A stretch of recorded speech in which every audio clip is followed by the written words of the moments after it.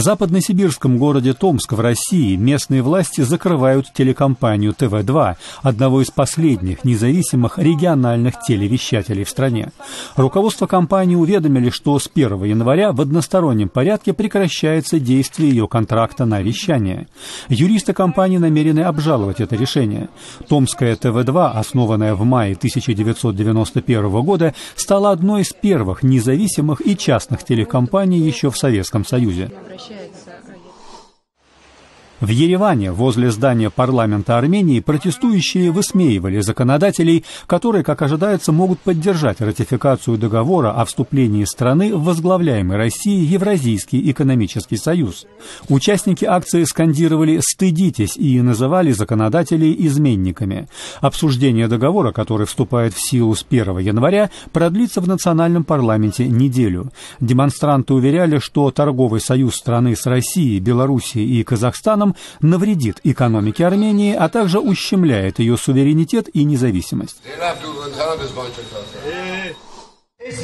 Уже сегодня завоевал право. В столице Киргизии Бишкеке, Международный день инвалидов, местные власти отметили чествованием таких людей, участников недавних спортивных и культурных состязаний. В церемонии приняли участие более 600 человек, каждый из которых получил денежное вознаграждение примерно в $90.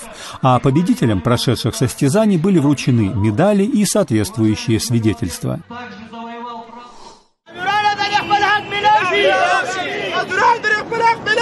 В городе Пешавар на северо-западе Пакистана участники демонстрации людей с ограниченными возможностями призвали местных чиновников обеспечить их работой в госсекторе и обещанными льготами. Они заявили, что таких льгот им было предложено немало, однако власти не выполняют своих обещаний. В Белграде Международный день инвалидов отметили выставкой продажи их поделок в фойе здания парламента Сербии. Экспозиция включала картины, маски, одежду и обувь ручной работы, а также торты и другие сладости. Поделки, бывшие ранее предметом хобби для многих сербских инвалидов, превратились для них со временем в источник дохода. В Македонии стартовал День дерева, в рамках которого предполагается высадить в течение одного дня сразу 5 миллионов новых саженцев.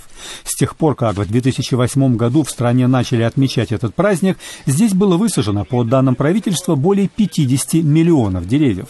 В мероприятии приняли участие и чиновники правительственных ведомств, которые сажали деревья перед зданиями своих министерств в столице страны Скопье.